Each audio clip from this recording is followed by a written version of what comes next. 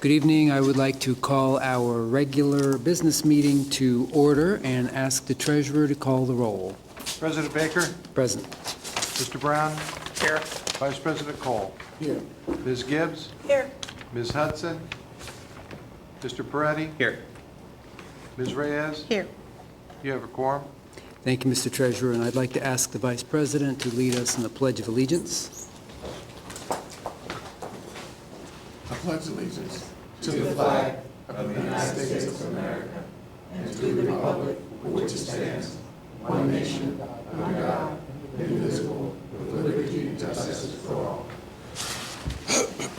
Thank you, sir. I'll call on you to make a motion if you're ready. Just give me a second. All right. Now I would like to call on our Vice President to offer a motion. I move to recess into executive session per section 121.22 G1 Ohio Revised Code to consider the appointment, dismissal, discipline, or compensation of public employees. I second. Moved and seconded. Is there any discussion?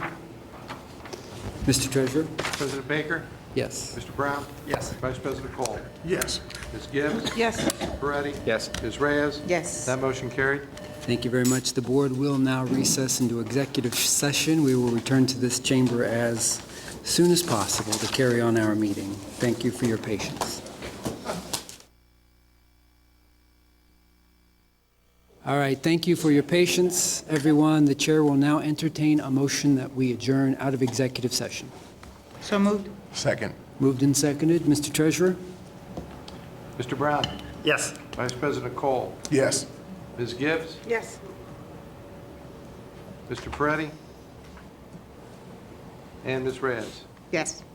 That motion carried. Thank you very much.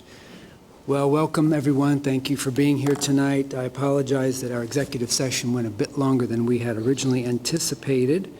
And again, thank you for being here based on the weather and temperature and everything else. You obviously could have chosen to be somewhere else. Even though there was no school for our students today, our world-class administrative team was here and worked hard all day, as they always do. The spirit of success truly never stops. And on behalf of all of my colleagues, I'd like to extend a hearty thanks to all staff who did work today, as they always do, in service to our students, families, and employees. And as you can see, Ms. Hudson was not able to join us tonight because she is out of town. And we had originally scheduled to recognize and celebrate Black History Month this evening with a pair of students performing a dance number. However, since there was no school today, they will not be with us this evening. Also, we had time on our agenda this evening to honor and recognize Ms. Kathy McNamee, a stenographer with the district who retired January 29th with 44 years of service to the district. Is she here? She's not. So Kathy is truly Columbus proud as a graduate of Northland High School. Following receiving her diploma, she immediately began working for Columbus City Schools, Columbus Public Schools then. She was 17. So unfortunately, a family obligation came up and she's not able to join us this evening. Dr. Good is attending a retirement event being held for her tomorrow and will present her with a commendation on behalf of the board. So I think that sums up everything that we were going to do tonight but now can't. So moving on. We did have a request, and I want to honor it.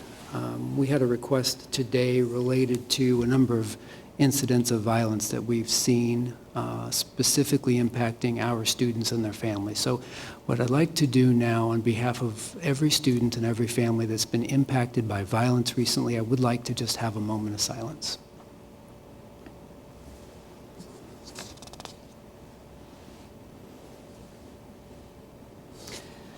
Thank you. So I'll briefly, yes, Mr. Brown. Closely related to that. Yes. A few months back, we talked about going forward with a resolution from this board pertaining to violence, particularly gun violence, and to express our need to work on that issue. I'd like to move that forward at the earliest possible date. I know that there was some language being looked at, but I hope that we can get to that soon and begin to address them. We've had far too many, even if it was just one, but we've had far too many student deaths and violence, especially pertaining to guns, and we have to address it. I absolutely agree, and thank you for bringing that up and reminding us all. So leadership has been working with the administration, and I do imagine that we will have a resolution ready for our next meeting. It's a critically important issue. Thank you. Thank you. So we will have public comment if we have any speakers. We do not, so we won't have public comment. We will hear a report from the superintendent. We'll then hear from the internal auditor if she has anything to share. We'll then hear from the treasurer with the monthly financial report. We will then take up our consent agenda, after which we will hear board announcements. Following that, we will adjourn this meeting. The board is then going to go into a retreat immediately following this meeting. So the chair will now entertain a motion that we approve the agenda as it has been presented. So moved. Second. Hearing no discussion, Mr. Treasurer? Vice President Cole? Yes. Ms. Gibbs? Yes. Mr. Peretti? Yes. Ms. Reyes? Yes. President Baker? Yes. Mr. Brown? Yes. That motion carried. Thank you very much. We are now at the time in our meeting where we will hear an update from the superintendent. I understand he has a special guest here tonight that he would like to introduce. I believe he will say a few words not only about her support of Columbus City Schools, her ongoing support of Columbus City Schools, but her extreme generosity. Superintendent, the floor is yours. Thank you, President Baker, Vice President Cole, members of the board. When I share with this board examples of our spirit of success, it's often the work and the dedication of our students or staff that I showcase. Tonight, I first want to talk about the spirit of success emanating from one of our district's generous and truly impactful champions. And I hope she appreciates when I say that her phenomenal donations are making a phonemic and phonologic impact on some of our youngest readers. I would like to ask Dr. Gesu Pinnell, Professor Emeritus in the School of Teaching and Learning at The Ohio State University, to come to the podium and ask Olympia Williams, our principal at Ohio Avenue, to join her. And while they come up now, let me share with those who may not know just a brief synopsis of Gay's background. She received her PhD in literacy education from Ohio State in 1975 and has worked extensively in clinical tutoring and early intervention for young, struggling readers. She's led 2 large-scale research projects on comprehensive approaches to literacy education and received international recognition for research in reading difficulties. Dr. Pinnell is a member of the Reading Hall of Fame and has co-authored several books on guided reading and the use of leveled books and interactive writing to show how language and literacy come together. More than just imparting her expertise on our teaching strategies, Dr. Pinnell is also investing in our students' success in reading. For the past 2 school years, Dr. Pinnell has generously donated $75,000 each to Devonshire, Westmount, and Ohio elementary schools to purchase books for interactive read-aloud activities, classroom libraries, and school-wide book rooms filled with high-quality leveled books. This year, she also generously provided $20,000 to each of 10 additional elementary schools: Eakin, Eastgate, East Haven, East Columbus, Oakland Park, Salem, Shady Lane, Valley Forge, Watkins, and West Broad. That's a generosity of more than $650,000 to help students discover the power of reading and help our teachers nurture a generation of critical young readers. Which brings me back to my compliment. You see, first grade reading encourages phonemic awareness, an understanding of the sounds and syllables that make up words. This is also how children develop phonological awareness, how syllables sound when put together in words and phrases. Using these skills, first graders open an entire universe of new sentences and new stories. Just as important, reading success in the early grades forms the foundation of strong literacy skills for later grades. And in our elementary schools, we are focused squarely on the 3rd grade reading guarantee and helping every child successfully advance to 4th grade.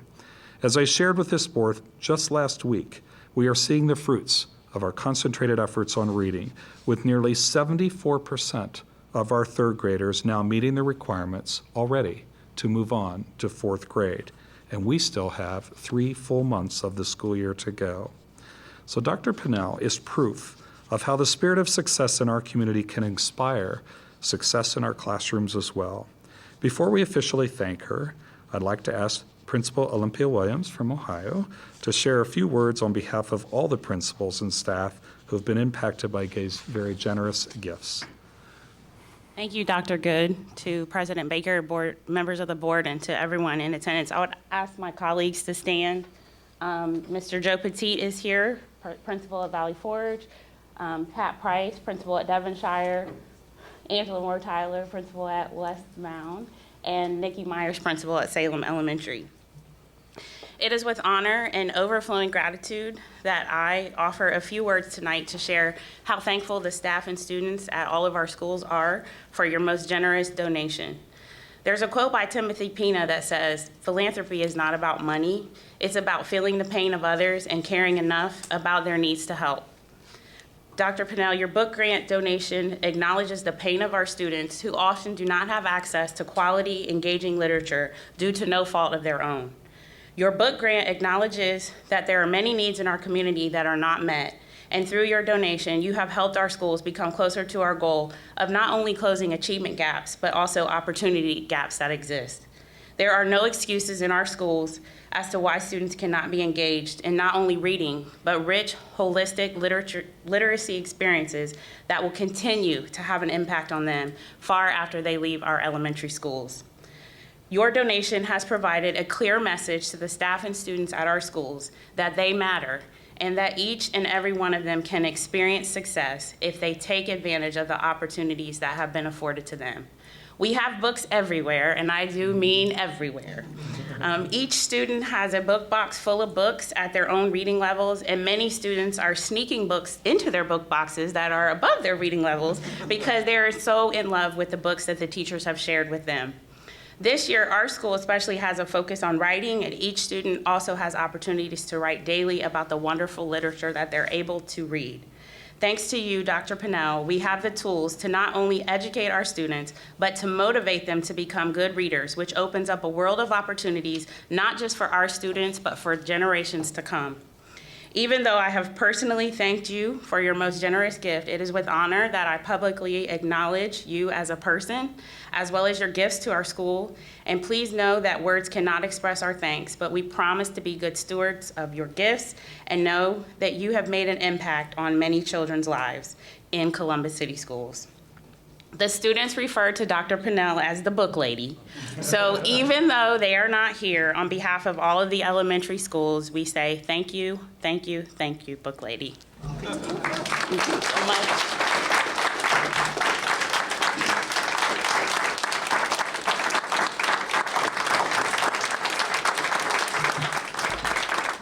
Thank you all. It's unexpected, and I'm very touched. Olympia, thank you. Dr. Good, members of the Board of Education. It's the first time I've ever addressed the Columbus Board of Education, and I've lived here so long. But much of my life has been connected with Columbus City Schools. And, working with teachers, going into classrooms, teaching children in reading recovery. And so I feel very much at home here. I believe in Columbus schools. I think this city can show a great urban education system. And that's what I'm here for, to support that and the good work that your leadership is doing. 2 things: expert teaching and good books. The expert teaching, everyone in Columbus is working hard to, with teachers who are working hard to lift their expertise so that they become more skilled, more expert, and no teacher starts out really good. So that's happening, but they needed the materials and the books to work with. Kids can't think about books if they don't have the complex, beautiful books to work on. So I guess just the last thing is I want these children to feel rich with books. They just have their hands on them, they're available to them, and really, they're theirs because it's their school and the books of their schools. So I do thank you for the occasion, and it's a wonderful opportunity for me to be able to meet people here and to talk with you. Thanks.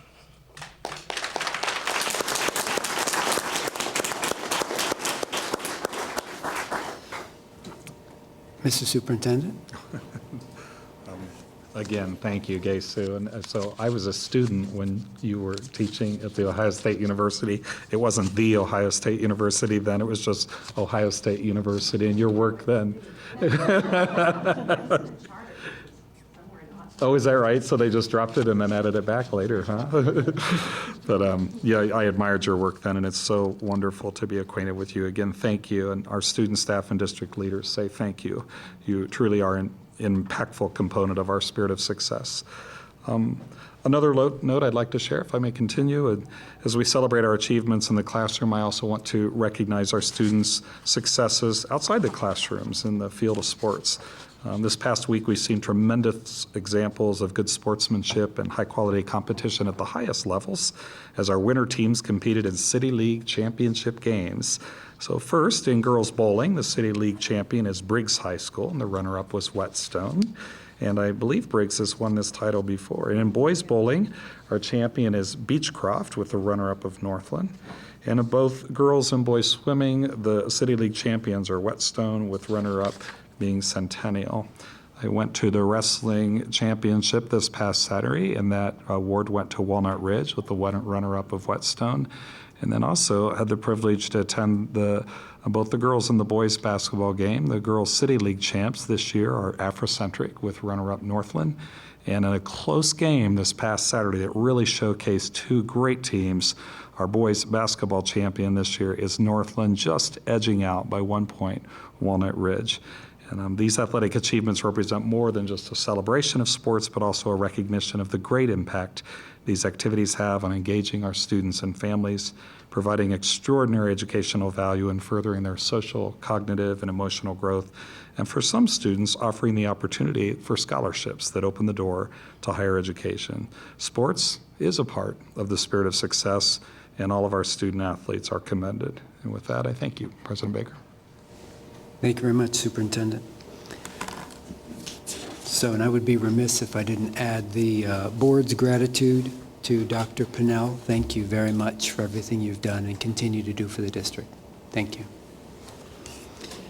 All right, let's then move on and ask if we have any report from our internal auditor this evening. Thank you, President Baker, Vice President Cole, members of the board. Just very briefly, Member Hudson asked me to remind the board that ANA does meet next Thursday, February the 25th at 3:30 in the Cabinet Room. Thank you very much. And if that's all the internal auditor has for us this evening, we will move on to the treasurer. Mr. Treasurer. Okay, thank you, President Baker, members of the board.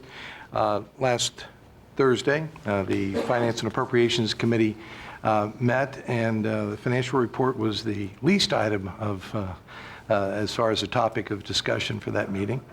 Yeah, well, it consumed the least amount of time, let's say, and that was the meeting, the first meeting that the Finance Committee was hearing budget presentations for fiscal 17. So I know that it was a well-attended meeting. So for the two of you here that haven't already heard this presentation, I'll go through it as best I can. Year to date through the month of January, we have $501 million in revenues and about $477 million in expenditures. As is typical, the FAC discusses variances from our plan, and as you can see here through January, revenues above plan by about $26.7 million, and expenditures are once again running below plan, currently at about $11.8 million under plan. So we wanted to review the components of those variances. This is just a graphical representation for revenues to see that typically we've been pretty much on plan. We have a couple of spikes one way or the other during the year. And you can see that graphically here, the breakdown is that this past month that the local revenues contributed most to that variance, as well as a little bit from state revenues, and we'll get into those variances right now. On the general property tax side, this is simply a variance due to timing. We are in a collection period, and we guesstimate, if you will, what we'll receive in advances during the first couple of months of the collection period, and they simply have come in a little bit faster than we had anticipated. We expect this to even itself out, and that for the collection period, we will ultimately receive what we anticipate in the plan. So while it's a positive variance this month, it may well be a negative variance next month, but it'll even itself out. So no impact on our annual estimate for that revenue line. You can see here from state funds that we typically expect those to come in fairly evenly month to month. We've experienced 2 spikes so far. This past month, it came in at about 28.3 for the month versus 24 in the plan. And this I'll get into in terms of what caused that spike. This is an excerpt that I shared with the committee from our State Foundation monthly report showing the various lines of funding that are subject to the cap or are listed on the report above the cap line. The January number 1 payment, which is in the second column from the left, you can see the annual amounts there, and they total $296.1 million. That is the capped amount. And this past month for January number 2 payment, what occurred was that the Ohio Department of Education began using the fiscal 16 transportation report numbers for ridership and mileage data, and that caused a spike of about $4.8 million in the annual amount for that line item. Now, as I said, total state funding is capped, so what you see here is that while that line went up by $4.8 million, the lines above it went down correspondingly. And what happens in the cap is they get a total, they allocate back to these lines of funding on a percent to total basis. So if there's a change in one line, you kind of push in on one side and everything comes out on the other to balance that out. But that does impact what happens on a monthly basis. Again, the total still remains at $296.1 million, and I share here for references that our calculated state funding is just over $385 million. So this is where we calculate how far we are or how deep we are into the cap. You'll hear it referred to. And this is why I often say I'd just like to get our calculated state funding, and I'd be a happy camper, but we're capped. So what does this do to the monthly payment? What happens with the ODE's calculation is that as these annual amounts change, 2 things can happen. It can appear through this point in the fiscal year that we're either owed more money, as in the case with transportation. It appears that we should have maybe $4.8 million more. And on other lines, it may appear that they've overpaid us, relatively speaking, through January. So if they've overpaid us, they tend not to take that all back all at once. They spread it out over the remaining payments. But for cash flow purposes, if they've underpaid us relatively, they tend to lump sum that to us so we're caught up. And this is the case here. If we look at the transportation line, the annual amount of $28 million, they look at what should we receive by the end of January, that is through the 7th of 12 months. So they take 7/12 of the annual amount and they say, well, after the January payments are all done, you should get $16.3 million. Well, just prior to the second payment, we'd received 12.6. They subtract the 2 and they say, well, this month we'll catch you up and we'll send you $3.75 million. That flows over into the regular monthly calculation. As you can see, all the green items there in the second column are calculated on the balance due us divided by 11 payments. We get 2 payments per month, and we have 5.5 months left to go. So you have 11 payments. But that one payment of $3.7 million, that catch-up, caused that monthly amount to jump. And you can see how that bi-monthly payment changed between January 1 and January 1 payment and the January number 2 payment. So we received about almost $2.4 million to catch us up in terms of what we should have through this 7/12 of the fiscal year. Again, bottom line is that over the next 5 months, we're going to tally it all up and we'll have $296.1 million. On the expenditure side, you can see that typically, since October, we've been running well under plan. In December, we ran over plan because of a payroll timing issue, the 3-month pay that I mentioned to you. And in this particular case, when we break this down, you can see that this past month, personnel, as well as all the other lines, have come back into kind of where we were back in October and November. The school choice numbers are the only ones that are running above plan, and that's within the non-personnel line there, which net shows a very small variance, but the variance for school choice, it was significant enough to take a look at. Just a graphical representation that, in fact, you can see the 3-pay month coming through here, right here, in terms of being over 1 month and under the next. And then we get into the school choice discussion. Our original plan for this year on the school choice deductions is represented by the red line here, and as you can see, there's a pretty large spike in the months of April, May, and June relative to the first 9 months of the fiscal year. As you might recall, there was a delay in importing current data into the calculation, and so that, when it reconciled itself out, caused that large spike. Our original plan is based upon that flow, and I've said numerous times that was somewhat of a flawed assumption, that we should have smoothed that out. But given this graph and given the original plan, our expectation, if we were to forecast this out, given these assumptions, it would look something like this, where the purple line of our current actual numbers would be projected to come in flat, and as you can see, then that causes it to come in way under plan for those months, and it smooths it out so that by the end of the year, we're just slightly under plan for what the original numbers occurred. So when we look at annual amounts, which is really the concern here, this is a graph of where the annual numbers are on an well, actually, this is the monthly deductions on a revised plan that smooths it out so that you can see that month to date, we'd only be about $1.4 million actually under plan. What's critical here, and you can't see it real well, but if you look at those year-to-date variances at the orange line at the bottom of the graph, they consistently go down month to month. And that is, we're increasing in terms of being under plan, except for this past month, and it went up.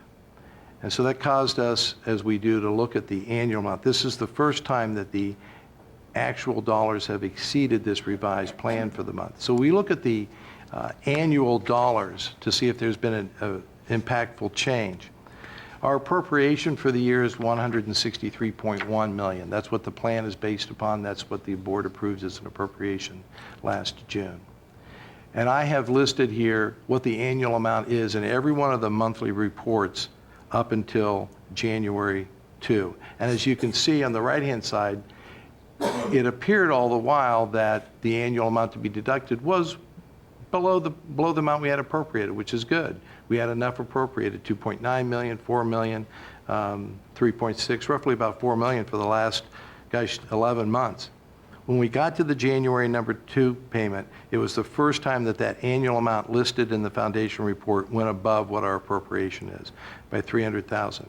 Now, while this report is just through January, I do have the February number 1 payment, and I've listed that here. The number for school choice has jumped to 165.4 million. So now we're at about 2.3 million over our appropriation. It's our belief that given all the other lines are running under, that we'll handle this through a reallocation of the appropriation, but these are the kind of changes that we watch, and we'll bring a modification as is needed later to the board. I don't believe we need to increase appropriations, but just know that this line, based upon our original estimate of 163 million, appears to be going to come in above where we had originally anticipated. But we'll handle that through a reallocation of appropriation rather than an overall increase. So that was the quick report and summary of what we talked about at FAC. The good news is that I believe revenues are running on target, expenditures are running to the large extent under plan. I believe we'll finish the year a little bit better in terms of cash balance than we originally had anticipated. Relative to the fiscal 17 budget presentations, we received a lot of feedback about the presentations, and we're working on revising that presentation, and we'll be back at the March 10th meeting to resume those discussions. Thank you, Mr. Treasurer. Are there questions from board members on the monthly financial report? Ms. Gibbs? Yes, thank you. Thank you, Treasurer Bajorek, for that. On this last slide, I just want to make sure I understand what you're saying, that both January and February came in above our appropriations. Do we know what the driver for that increase in costs is attributed to? ODE using current enrollment numbers. Okay. Before they were using the enrollment in charter schools from fiscal 15, and that data finally got input and put into this calculation. So do you have an estimate of where we might end up for the rest of the year, or? The number right now is 165 million. And we don't see any additional fluctuation to that? It could very well change month to month depending upon the enrollment at charter schools. It comes and goes. And I don't have a predictor of that. Are any of those controllable costs on our end, or we're just at the mercy of how it fluctuates? We are at the mercy of how it fluctuates. Thank you. Mr. Peretti? No? Any other questions from board members?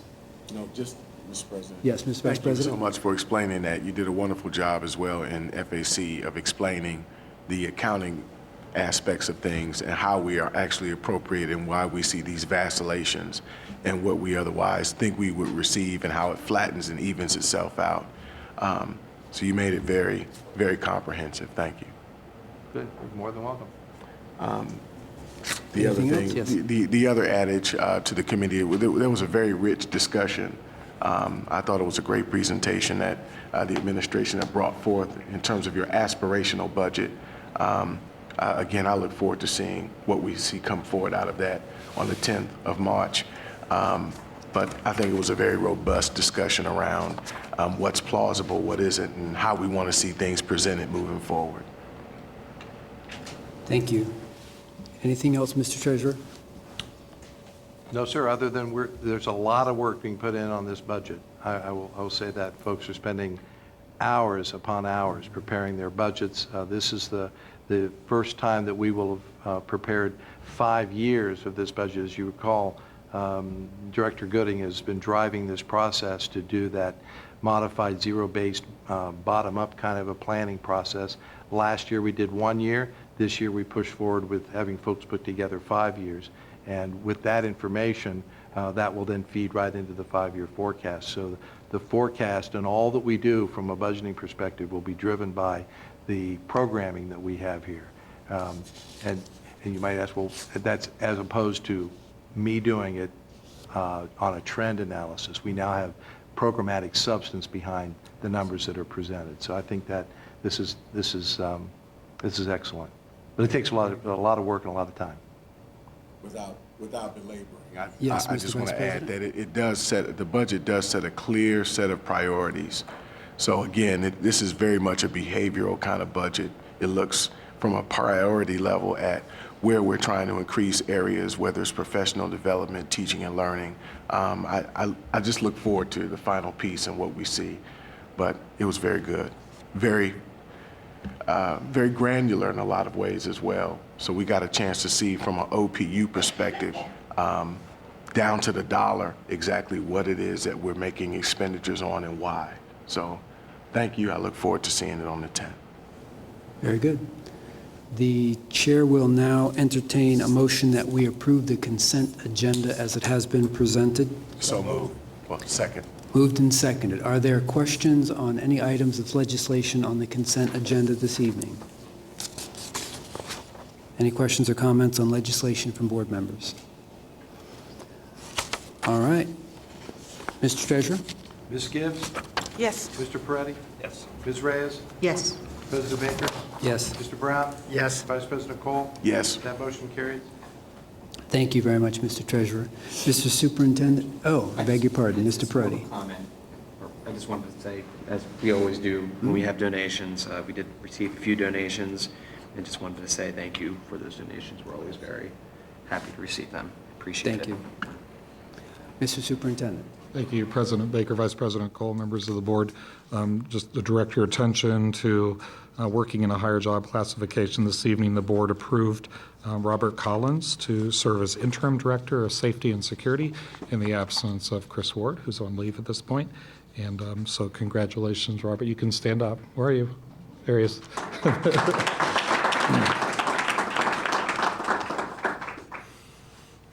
Thank you. All right, let's move on then to board announcements. Do any of my colleagues have any brief announcements they might like to share? Mr. Peretti? Just wanted to announce that the ad hoc committee on the facilities master plan will be convening again this Thursday at Ames High School from 6 to 8:30, and we are going to continue to get down to what we want as a baseline from our community, what we expect, what we want to present to the various communities, and what they expect from their buildings. So it's a large process. There's a big part of it that's sort of intangible to a certain degree, where we're trying to get the emotions and the feelings of the various types of communities that we have, and there are diverse communities, and some areas may have different needs than others, and we are just getting through that process right now where we can really understand that, and that will mirror then the sort of tangible brick and mortar options that we'll get to in the future. So very excited about it. It'll be again Thursday from 6 to 8:30 at Ames, and look forward to seeing everyone's smiling face there. Thank you. Thank you, Mr. Peretti. And that is an open meeting, so the community is not only welcome, you are expected. Any other, Mr. Cole, Mr. Vice President? Thank you, Mr. President. I just wanted to make mention that last week we had the opportunity, myself and Board Member Reyes, to attend the district's convening of faith leaders. It was an outstanding event. There were some very unusual suspects in the room, and I don't mean that dogmatically. Sometimes you have usual suspects in the room, and sometimes you have folks that you didn't have the opportunity to know before. So it was a room full of incredible people who really showed a sincere dedication to our students. Our chief academic officer, along with our superintendent, did an outstanding presentation showing exactly where there's opportunity for that community to be involved in our work, as well did Dr. Jenkins present before that body. I think at the close of the event, everybody walked away with what is the actionable, what is the opportunity for us to be involved. So for those who are watching, for those who are in the room who did not have the opportunity to be there, I encourage you to reach out to our faith leaders in the community, irrespective of their religion. Reach out to our faith community and ask them what their level of commitment is, and open the door of opportunity for them to be involved in our work. It was outstanding. The food, our children served the food at Downtown High School. Once again, they just knocked it out the park with what was an exceptional meal. So again, I think everybody walked away with understanding a bit more than they had before in the past about what we bring to the table as Columbus City Schools, what we train our students in, and how we show excellence in so many different ways. So I thank you, Dr. Good, for convening that, and it's a pleasure for me to be there. Ms. Gibbs? Yes, thank you. So 2 meeting announcements and then a point of pride. So the Neighborhood School Development Partnership, NSDP, is scheduled to meet on February 25th. That is at 7:30 in the morning. Hopefully it will be at 8. But for all those who want to know, who want to join us, we will be there. And the OSBA meeting is on Saturday, February 27th, where we'll take up matters around the Ohio School Board and issues affecting the state of Ohio. And 2 points of pride, actually. So I had the honor of joining our superintendent, Dr. Good, and our chief academic officer, Ms. Alicia Gillison, to honored the Lyndon McKinley girls basketball team. And I got to see how they do the honor squad. They roll up and they're like, oh my gosh, why are you here? And they were able to present them pins. The entire basketball team has a 3.1 or higher GPA. The entire girls basketball team has a 3.1 or higher. That's where you clap. That's where you say, yay. Right. We clearly have scholar athletes in this district, and we were able to leave there, and then both Ms. Gillison and I were able to attend a presentation by the now interim Director of Safety Security, Mr. Collins, at the State of the Community address at the Livingston Branch Library. And School Board Member Brown, they were addressing issues of violence and community safety, and how both Columbus City Schools worked with Columbus Police Department, Crime Stoppers, other neighborhood faith-based leaders to begin to increase our entire safety net and the continuum of safety from the home all the way to school and back, and even on the weekends. And so Mr. Collins did an amazing job during his presentation and answered tons of questions, and both our CAO, Ms. Gillison, and coach. And the coach was there as well to answer questions, and he was actively recruiting mentors for our mentoring initiative. And so it was a tag team approach, so I do appreciate that. Also want to give a big shout out to all of the staff on the elementary and middle school choice fair that was held at East High School last week. There were hundreds of parents there, and they all came out just excited, looking for schools and buildings and different programs. And the Innovation and Reform Committee was very happy that Dr. Klein was able to pull together some information to some surveys to survey our parents on why they was there. And from what I saw, a majority of our parents found what they were looking for, and which says we are a district of choice, and our parents appreciate the choices that we are giving them. So we really do thank them for that. Very happy that Mifflin Middle School also held their honor roll assembly, and it was a red carpet ceremony. And it's one where just 143 of their students came down a red carpet and took up the entire stage. And the principal, Colson, said, gave them a mandate during the next semester. I want it to be so many of you, you need to sit in the audience and we need to sit on the stage, because that's how many of you will join the honor roll rank. So thanks to the Mifflin Middle School to be able to join them, and to all of our middle and high school students that held honor roll assemblies to recognize the achievements of our students. So really do thank all of them. Thank you, Ms. Gibbs. Mr. Vice President, one more. I just also want to thank the administration, and more particularly our buildings and grounds team. I had the opportunity to thank the director last week personally, but I definitely want to shout them out at this meeting. Last week sometime, someone used a BB gun, it's believed, to shoot out our windows at Westmount Elementary School. They shot out several windows. I had the opportunity to visit the school, and I think it was serendipitous, because I also walked in on, a honor ceremony, if you will, of our elementary school students. I want to say from 2nd through 5th grade, who are doing outstanding, by the way. I was very impressed by the parent involvement. Some of those parents left work to come see their children be honored at that ceremony. But it didn't stop. The windows being broken, the boards, the plywood that was put up was done so very quickly. The turnaround was incredible. That staff was incredibly supportive of the principal there, Miss Moore Tyler. I always want to say Tyler Moore. Miss Moore Tyler. I really appreciated her leadership and how she calmed those students down. She quelled the concerns of parents. She allowed me to say a few words to that as well. And there's still a very strong spirit of CCS in that school, irrespective of things that happen in the community. So again, I just really wanted to just shout out to our buildings and grounds team for really following through and making sure that we didn't miss a beat.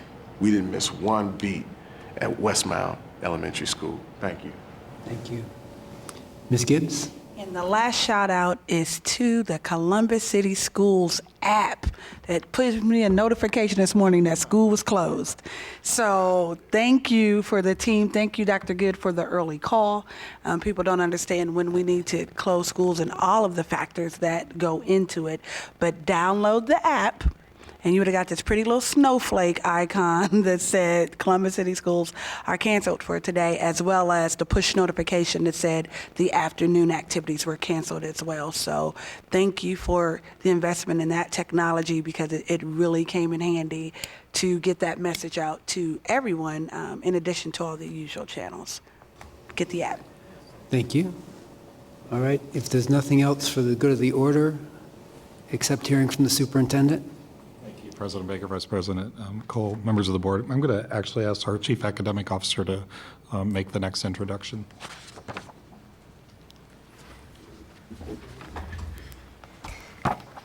Thank you, President Baker and members of the board.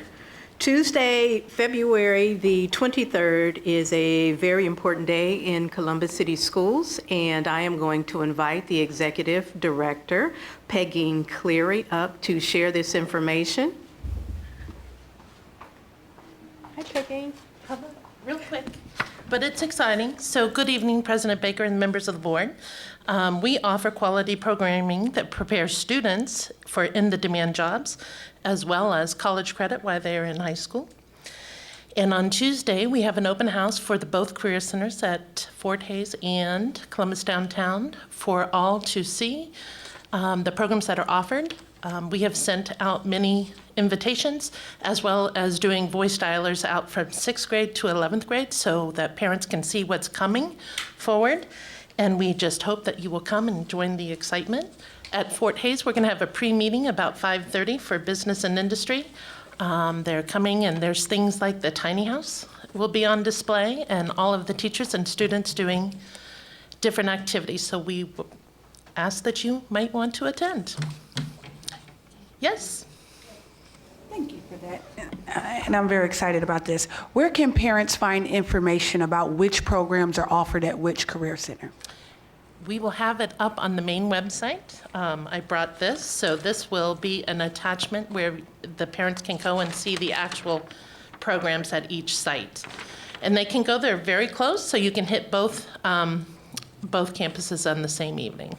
And for the purpose of the viewing and listening audience, what grades should students be in? Who is this targeted to? What grades are they in, and how old do you have to be to attend career center? So currently it's targeted for the 10th and 11th grade current students. However, we're doing all different kinds of pilots starting. This Thursday, we're piloting a group of students from Hiltonia that will come once a week to the Career Center for 5 weeks. And if they do all attendance and behavior and everything is on point, they get to come 2 days a week after spring break. And our whole goal is to do a career exploration at an earlier age to fill the seats that we have in these state-of-the-art facilities. And then, Ms. Gibbs, I know you will be thrilled that the career camp will be career camp on steroids this summer. And we have already started to do some advertising for that so that every student in the 6th, 7th, and 8th grade have the opportunity to come and to see what exciting things are happening. So if you have a student in grades 6 through 11, you should come out and visit one of our career technical centers. Thank you. Because we have career technical programs starting in the middle school already. So this will just give you a jump start to be able to see what the next step after middle school would be. Thanks so much. Thank you for the time. Thank you. All right. Now, if there's nothing else for the good of the cause, the chair will entertain a motion that we adjourn the meeting. So moved. Second. Moved and seconded. Mr. Treasurer? Mr. Peretti? Yes. Ms. Reyes? Yes. President Baker? Yes. Mr. Brown? Yes. Vice President Cole? Yes. And Ms. Gibbs? Yes. That motion carried. Thank you. We're adjourned. Safe travels home.